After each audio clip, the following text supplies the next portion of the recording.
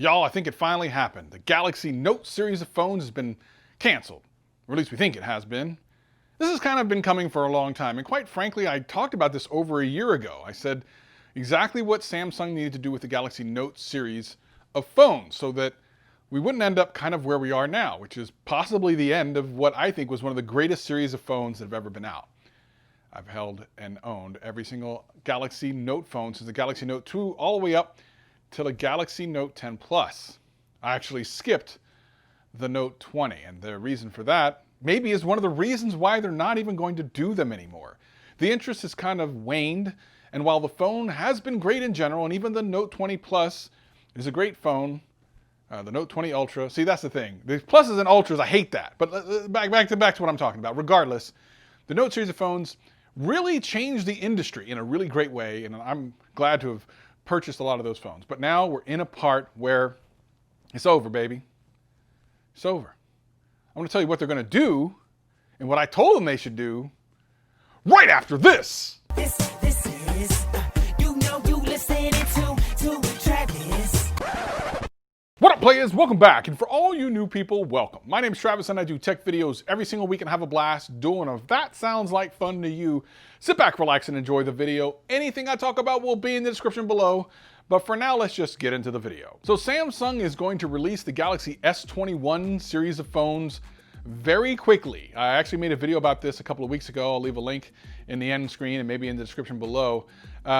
It's weird because they're going to try to do this either in late January or early February. It's kind of unusual. They keep pushing the dates up. This is allegedly to kind of keep the gas on the throttle here because, ladies and gentlemen, they're back to number one. They're the number one manufacturer of phones once again after losing that title very briefly in the middle of 2020.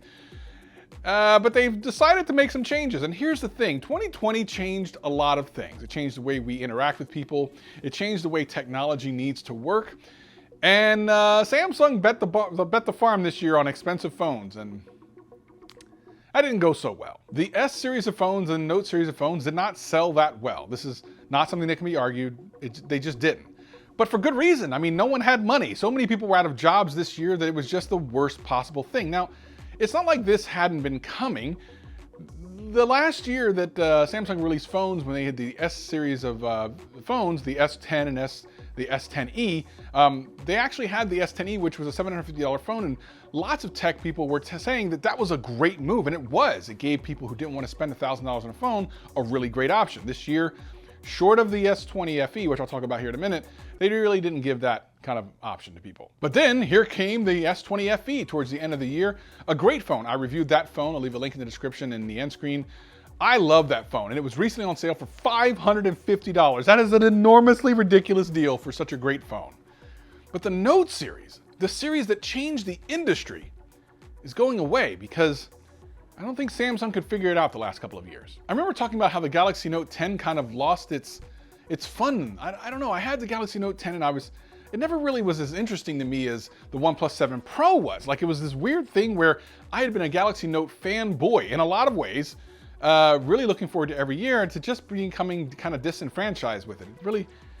They would add cool features, I guess, but most of the features they added were really about things they could show up on a stage, one time, and people get excited about it, and then never use it. The Galaxy Note series of phones will always have, a special place in my heart. It was the first phone that had a big enough screen that I was really excited to use it every single day.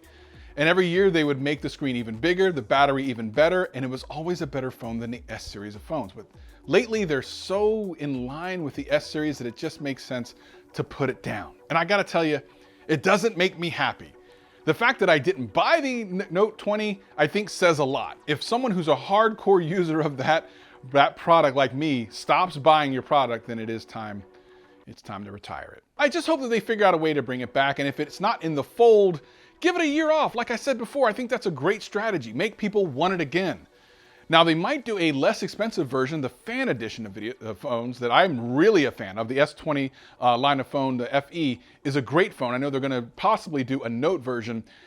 Right now, for me, the most exciting line of phones that Samsung's doing are the fan edition phones. I did a review of the S20 FE. Make sure you check that video out. But still, that big screen was amazing. When the Galaxy Note 1 came out, before I even owned one, They did something opposite of what everyone else did. Samsung had the nuts to go out there and put a big screen phone out when most manufacturers were making phones smaller. And people laughed at Samsung at first and thought it was ridiculous. Well, I mean, look at phones nowadays. 6.1 inches is really small. Samsung pushed it, and the Galaxy Note series of phones has always been an excellent line of phones. But this past year or so, with people not buying as many expensive phones, it's put a lot of pressure on Samsung. Now, here's what I said once the Galaxy Fold came out, the original Fold. To me, the Galaxy Fold is the next evolution of the Galaxy Note. And what my idea was to take an entire year off from the Galaxy Note series of phones, get people really missing it, and then bring it back a year later. This time as the Galaxy Fold Note. Now, when you take something away from people that they like, that inevitable excitement rekindles. And with that, you may be able to sell more. Now, the Note series of phones have always been about productivity, and the Fold series of phones have always been about productivity. The only thing missing from the Fold was the S Pen. And until now, the technology wasn't really there. You really couldn't use an S Pen on a folding phone. But now we're getting to the point where you will be able to. And this, to me, is the natural progression of the Fold. So getting rid of the current slab version of the Fold is a good idea. And current rumors say that the Galaxy S21 will actually have support for the S Pen. But what they're not saying is, where are you going to put the S Pen? Ladies and gentlemen, one of the great things about the Galaxy Note series with the S Pen is that it, went into the actual phone. I am not going to carry around an S Pen. You know how quickly I and everyone else in the world is going to lose that thing? Like, this is almost a terrible idea. It's not like a bad idea. I mean, but why would you buy an S Pen for an S21 series of phone? I just don't see it happening very often. But they're putting the support there because so much technology has been baked into the Note series of phones that it would be a shame to not have it anywhere. So while I'm okay with the support, I need to see how they're going to keep you from losing the pen. Like that's a big deal. On the Fold, it makes more sense. Again, I believe with a Fold, you will be able to put it somewhere, attach it maybe magnetically or something to a Galaxy Fold.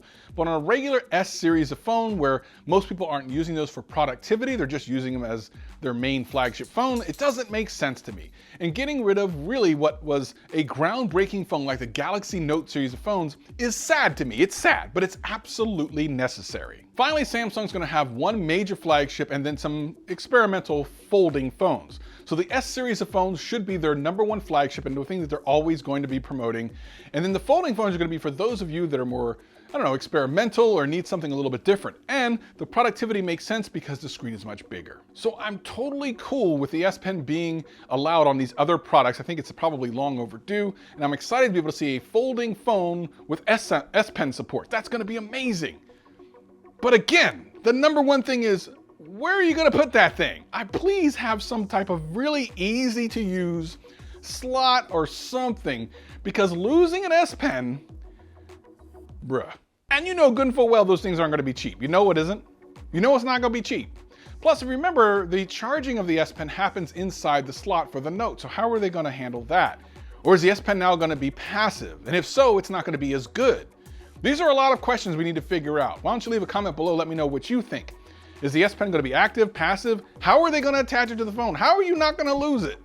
Matter of fact, if I end up getting one of these, how long will it take me to lose the S Pen? Leave me a comment below and give me how many weeks you think it's going to take me. I suspect it'll be the same day because, what? It doesn't make sense to me. I'm not carrying a pen around. Listen, I'll tell you what. I'll tell you why I think they're rushing this release for the Galaxy S21 right here. And then I also want to talk to you about some other cool things down here. I think you'll like that. I'll see you again next time. Peace and love.